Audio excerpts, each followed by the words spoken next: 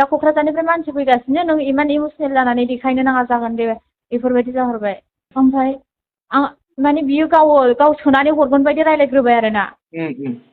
गाव फैसाखौ हरगोन बायदि रायलायग्रोबाय थां नोङो दखानाव आं फैसाखौ सोनानै हरगोन ओरैबायदि स्किनि ओरैसो ओमफ्राय थांबाय आङो थांनानै मा जाहरखो बियो आंनोसो उल्था आंनो नों बेखिनि फैसाखौ हरग्रो बेयाव आं हरगासिनो दङ ओरैसो साबधान मानगोनां रायजोफोर बयबो साबधान जा बेफोर जाथाया दिनैनि गोदान जाथाय नङा सिगांनिफ्रायनो सोलिबाय दंखायो गंसे खैफोदाव गोलैखानाय नखरखौ आरोबाव बांसिन खैफोदाव खोलैना होनायखौ नुनो मोनदों गंसे नखरनि सासे सुबुङा बेमारजों भुगिनांनानै आइसिइउआव एडमिट जानानै दं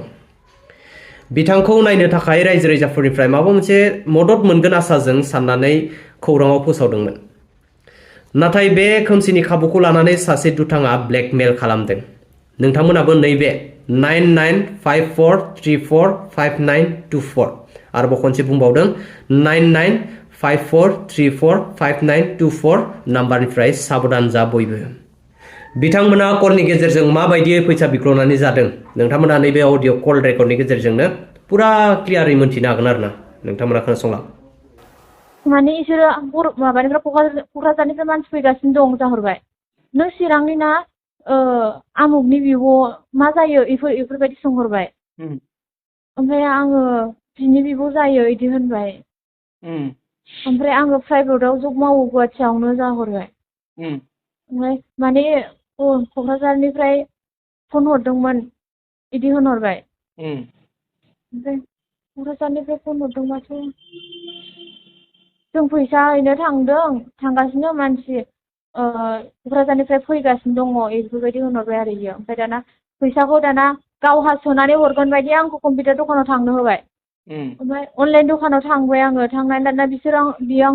बियो बे हारसाजों रायज्लायनानै बुंबाय बियो बारा रोङा माने स्केनारखौ हरलाय जाबाय बेनि स्केनारखौसो बिदों सानबाय आङो दाना मा होनखो आंखौ बियो 1500 फैसा सोनानै हरनो थिनबाय ओमफ्राय आं सानबाय क'क्राझारनि फैदोंबालाय थाव खरस नांगोन खोमा होननानै फैसाखौ सोनानै हरबाय आङो ओमफ्राय उनावहाय होनबाय बियो माने जों थांगासिनो दं आं नोंनो फैसाखौ हैगासिनो दं आखायावनो ओरैसै ओमफ्राय सोरनि एकाउन्टखौ होदोंमोन जाबावबाय एकाउन्टआथ' आइनिखौसो होदों आंनिखौथ' होआखै आंनाथ' एकाउन्टबो गैया राजानियावबो गैया इदि होनबाय आङो ओमफ्राय जायखिजाया स्केनार मोनसे हरबानो जागोन दे जाबावबाय ओमफ्राय स्केनारखौथ' हरासै आङो एकाउन्टखौसो हरबाय आङो एकाउन्ट पासबुकखौसो खेबनानै हरबाय बियो माने हजोंनिफ्रायबो जों फैसा कालेक्सन खालामगासिनो जाहैदों ओमफ्राय मानसिया साला फैसा कालेक्सन खालामनो हरनि 9टा बाजियाव सोर बिनो फैसा कालेक्सन खालामना हरगोनलै इदि होननानै थांगासिनो फैसा कालेक्सन खालामगासिनो आं 1 घन्टासो लेट जागोन जाहैदों ओमफ्राय 1 घन्टासो लेट जागोनबाथ' आंना आइसिइउआव लेट जाबाय आं हाबग्रोनोसै इदि होनबाय आङो बेयावनो हमनो हाबाय जे आं बे मानसिया मानसि मोजां नङा आं बेंग्रा नामा जाहरबाय नों आंखौ बेंग्रा सानदों नामा जाहरबाय रिपर्टार मानसियाथ' बेंग्रा बेंग्रिनि खोथा रायलाया बेथ' मोनसे लिमिटआवसो रायलायो बिदि सानबाय आङो फार्स्टआवहाय ओरै जाहरबाय नोङो फुंखानि मा जायो जाहरबाय ओमफ्राय फुंखानिथ' आं बिब' जायो होनबाय ओमफ्राय नोंसोरलाय सोर सोर दं जाहरबाय बाबाजों आंजोंल'सो दङ रावबोथ' गैया होनबाय खाथियाव सोरबा मानसि दं नामा रायज्लायग्रा मानसिबो खाथियावथ' रावबो मानसि गैया आरो बेयाव प्राइभेट हस्पिटालावथ' बारा मानसि जाया खाथियाव रावबो गैया होनबाय आङो ओमफ्राय स्केनार दखान दंना गैया नोंनाव स्केनार दंना गैया नोंनि एकाउन्टआव फैसा दंना गैया जाहरबाय आंनि एकाउन्टआवलाय मानो फैसा थानो आंनि एकाउन्टआवथ' फैसा थाइसेबो गैया बेमारिनि एकाउन्ट ओमफ्राय बेयावलाय सोरनि एकाउन्टखौ होआमोन बेसेबांसो फैखो ओरैसै ओमफ्राय बिदि होनबा बेसेबांसो फैखो माने आं आइनि एकाउन्टखौसो होदों आं बोरै नुनो होबाय नोंसोरा मानो फुल खालामो जाहरबाय होनाय समाव नोंसोर मानो एकाउन्टखौ फुल खालामो जाहरबाय आइखौसो नायनो होनांगोन बिदिबाथ' फैसाया बेसेबां फैदों बेसेबां फैयाखै आंथ' मिन्थिया इदि होनबाय आङो बिदिबालाय नोंनि आधार कार्ड एकाउन्टखौ हर जाहरबाय ओमफ्राय बिदि होनबा एकाउन्टखौ हरबाय आङो आधार कार्डखौ हरबाय ओमफ्राय जों माने आङो दायो खामानिनिफ्राय इमान इमारजेन्सियै सुटि लालायदों नोंसिनि थाखाय ओरैसै ओमफ्राय आरो जोंनि थाखायलाय मानो सुटि लानांगौ सानबाय आरो आं गोसोआव ओमफ्राय नोंसोरखौ नेनांगौबा आङो दिनैबो नेगोन गाबोनबो नेगोन जाहरबाय आया सोर मानसियालाय बिदि जोंहरखो सानबाय आङो सिनाया मायालाय सानबाय आङो ओमफ्राय जोंखौथ' नेनो नाङा होनबाय आङो ओंखामालाय जागोन ना जायाखै होनबाय जोंथ' ओरैनो सानसेयाव खनसेल'सो जाखायो 2टा बाजियाव इदि होनबाय आङो ओमफ्राय जोंथ' बाबाजों आंजों ओरैनो खनसेल'सो जाखायो सानसेयाव 2टा बाजियाव जायो बिनिफ्राय जाखायानो इदि होनबाय बिदि होनबा ओंखामखौ जायालासिनो थानो नाङा ओंखामखौ जानांला दे आं लाखाबाय संखाबाय संनो होखाबाय जाहरबाय इयो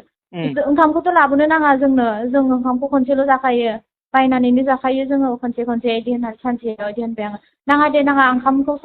जानो नांला नोंसोर बायनानै आं लाखाबाय ओरैसे ओमफ्राय ओंखाम लाबोनो होनहरबाय आरो जोंनो ओमफ्राय जायगाखौ सोंहरबाय हस्पिटालखौ खेबना हरनो होबाय हस्पिटाल नामखौ ओमफ्राय राजाखौ बै ICU आव थानाय फट'खौ हरनो होबाय ICU आव थानाय फट'खौथ' एलाव गैया ICU आव थानायथ' मबाइल एलाव गैया होनबाय आङो हरासै आं राजानिखौ ओमफ्राय नोंनिखौनो हस्पिटालाव थानायखौ खेबना हर जाहरबाय ओमफ्राय खेबनानै हरबाय आङो नंगौनालाय नंगौ क'क्राझारनिफ्राय हरदों होननायखाय आंसो थिनहरदोंमोन क'क्राझारनिखौ इदि होननानै ओमफ्राय दा क'क्राझारनिफ्राय मानसि फैगासिनो नों इमान इमसनेल जानानै देखायनो नाङा जागोन दे बेफोरबायदि जाहरबाय ओमफ्राय आं माने बियो गाव सोनानै हरगोन बायदि रायलायग्रोबाय आरो ना गाव फैसाखौ हरगोन बायदि रायलायग्रोबाय थां नोङो दखानाव आं फैसाखौ सोनानै हरगोन ओरैबायदि सिखिनि ओरैसो ओमफ्राय थांबाय आङो थांनानै मा जाहरखो बियो आंनोसो उल्था आंनो नों बेखिनि फैसाखौ हरग्रो बेयाव आं हरगासिनो दङ ओरैसो ओमफ्राय आं सानबाय बेसे हरखो फैसाखौ नोङो 1500 माने आंनि आखायाव 2000ल' दंखायोमोन ओमफ्राय दे इमान गोजाननिफ्राय फैदों गारि भाराफोर नांगोन खोमा साननानै आं बे फैसाखौ सोनानै हरबाय ओमफ्राय मोनायावहाय आङो बे मानसिखौ हमनो हाबाय आरोना आङो बे मानसिया मोजां नङा माने जुमाय लोंनायसो नांगौबा आंनि खस्थ'आनो थांथोंसै इमान बेफोरबायदि निदाननि समाव जुदि बेबायदि खालामोबा बे सानसे गावबो निदानाव गोलैगोन साननानै थाबाय आरो आंबो बेबायदि सानबाय आरो उनावसो इसोरसो हरनांगौसोमोन इमान बिपदनि समाव एसे गिदिर बिपदआव दङ आङो इसोरो आंखौ हेल्पसो खालामनांगौ आरो बेबायदि समाव बेबायदि खालामबाय सानसे गावनावबोथ' गोग्लैगोन ना गावबोथ' मानसिसो जोंनाय दं साननि हरनि